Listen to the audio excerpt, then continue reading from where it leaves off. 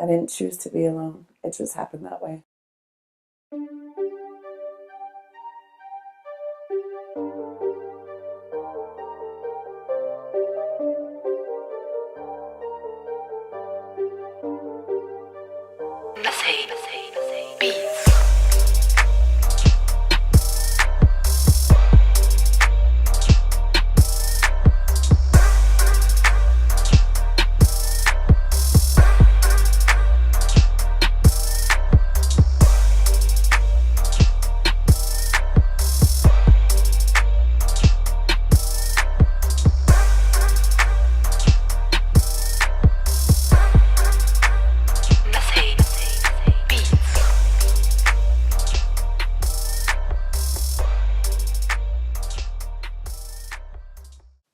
My name is Tyler, and I was born in Tulsa, Oklahoma in 1980.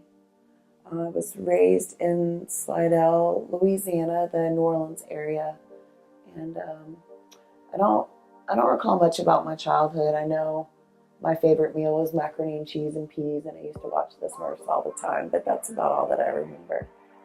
I would say that the most pivotal moment when I was a kid is when my parents divorced at the age of 8. And after that, my mom, it was just me and my mom for several years until she married my stepfather. My stepfather was, he was a police officer, and when they first got married,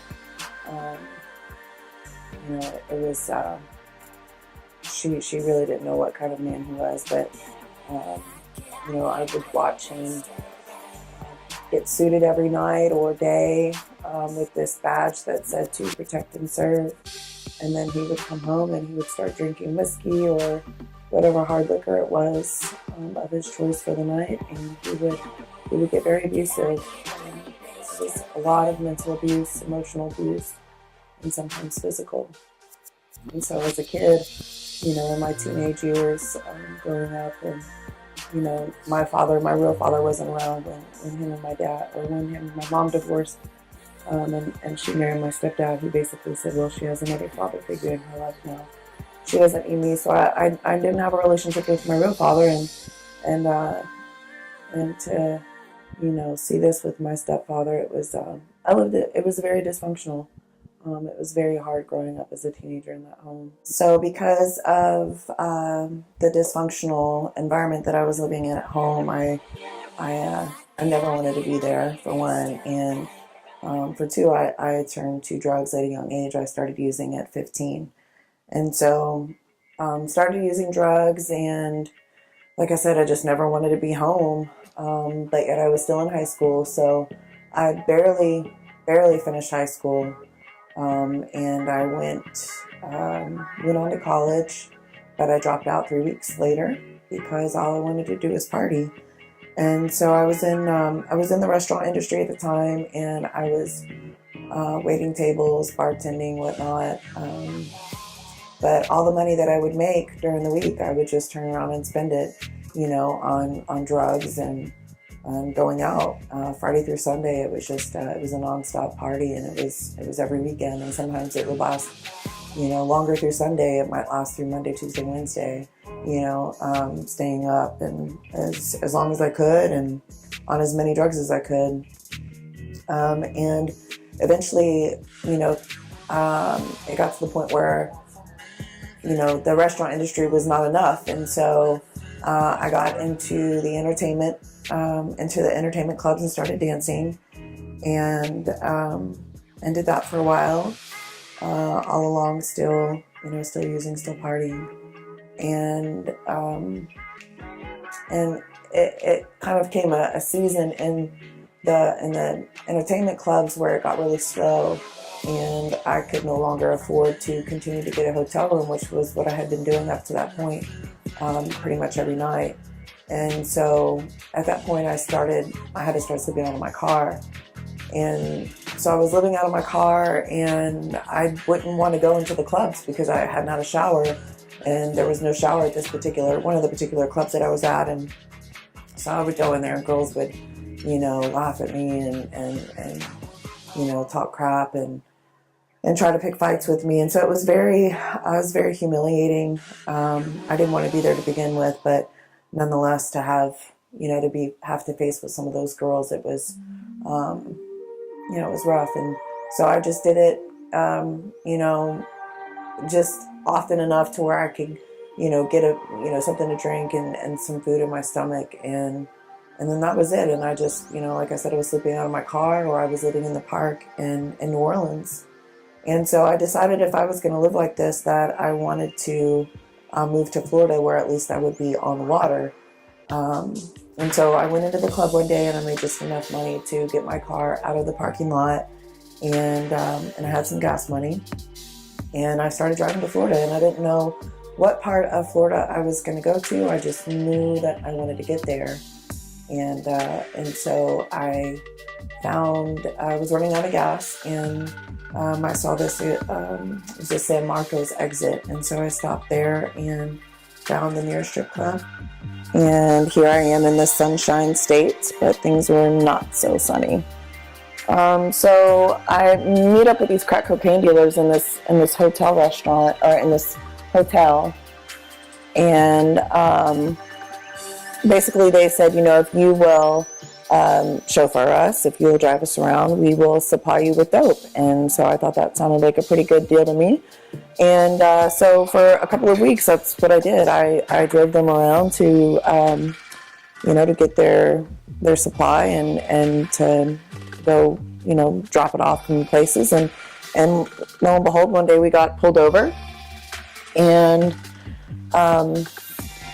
the cop searched my car, and he found the paraphernalia. He found dope, everything that we had on us, the cop found. And so he took us all to jail. There was 3 of us, myself and 2 of these other guys. And I had already been to jail 3 times in New Orleans, and each time I called my mom, and she had bailed me out. And so now here I am in Jacksonville, Florida, and I go to jail. They impound my car, and I call my mom and I said, "Hey, listen, I'm locked up in Jacksonville in Florida. Can you bail me out?" And she said, "Tyler, if you're going to live your life like this, I can't have anything to do with you." And so I got really mad, and I hung up the phone on her. And my mom was she was the only family member that I had. She was the only person that I had really in my life at all. And so I didn't have anyone else to call.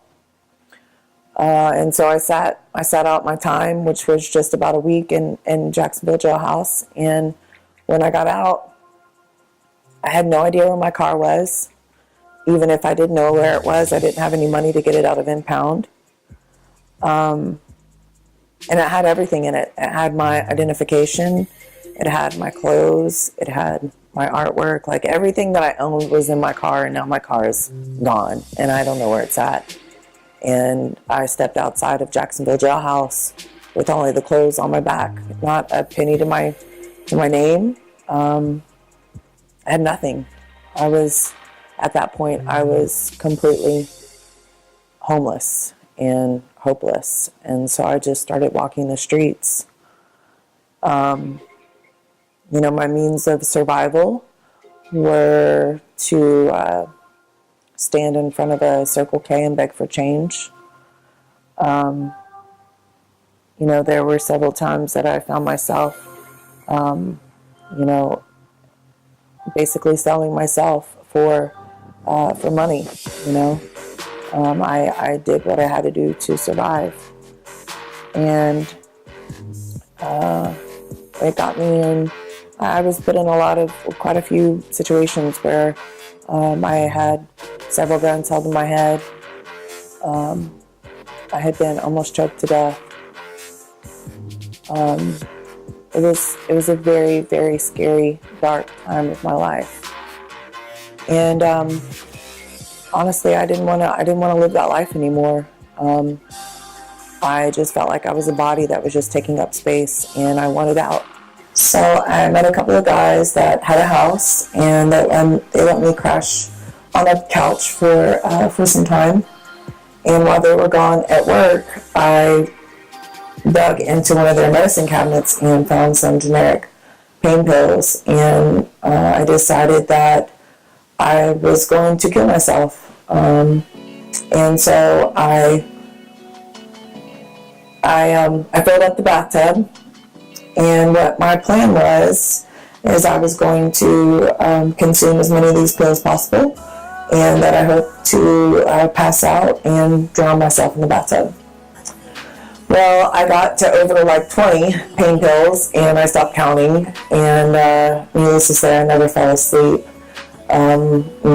Not at that time anyway. I probably laid there for about a good 30-40 minutes before I finally just said, okay, well, I give up. Obviously, I'm not going to pass out. So I got up, and one of the guys came home, and I told him what I had done, and he said, well, what would make it better? And I said, well, I think I just want a hit. And he said, okay, well, here's some money. So he gave me some money to go buy some dope. Anyway, I lived my life like that for many years on the streets, and was incarcerated over 13 times. I have 11 misdemeanors and 2 felonies in Jacksonville, or in Florida. And the last time I was in for 7 months, and I ended up calling my mom, and she finally accepted my phone call, and I just told her, you know, if I don't get right, I'm either going to wind up dead or I'm going to be in prison for the rest of my life. And my mom, she ended up coming to visit me on 2 different occasions, and the second time she came, she said, you know, she had just gone through Hurricane Katrina in Louisiana, and so she was moving to Oklahoma to be with her side of the family, and so she asked if I wanted to move with her when I got out to reestablish, rekindle our relationship, if you will, and to be with the family. And so I said yes. And so when I got out in July of 2007, she came to get me, and I went to Oklahoma with her.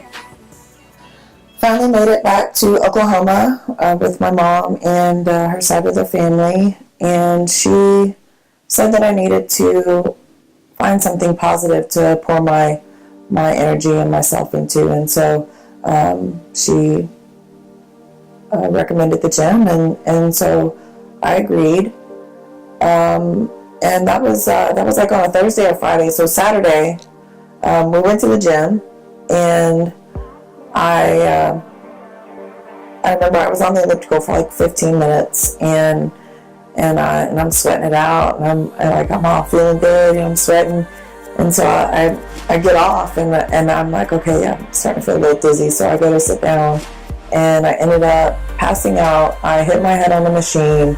I was knocked unconscious. I had to be rushed to the emergency room outside of the gym, had $4,000 in medical bills and staples put in my head, and I hadn't even been out of jail a week yet. So, you know, a lot of people, they would think, you know, well, the gym's just not for me. But I use that as a source of motivation. And soon after, I was able to hire a personal trainer. After I started working for a while, I hired a trainer, and after working with her for about 4 or 5 months, she said, you know, I think you would be really good at this. And so I looked into it, and eventually was able to get my personal training certification.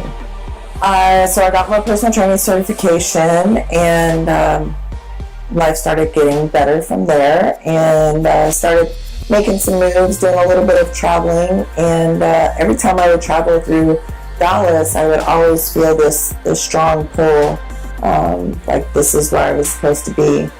And so in 2014 of August, I pretty much just packed my stuff up and moved here. It was really, really hard at first, not knowing anybody and trying to find my place in this big old city. But, you know, slowly but surely things started to come together. I had the opportunity to compete in a Fit and Inked competition in 2014 and 2015. And then in this year, 16, I competed in my first NPC show, and I'm now nationally qualified. So working towards doing that. I also am now an outside sales rep for 5% Nutrition, which is Rich Piana's company. And so I really enjoy doing that, and I get to travel with that as well. Up to a certain time in my life, I always felt like I was alone. But because of God, I realized I never was. Our paths in life are already set. How we reach the end is up to us.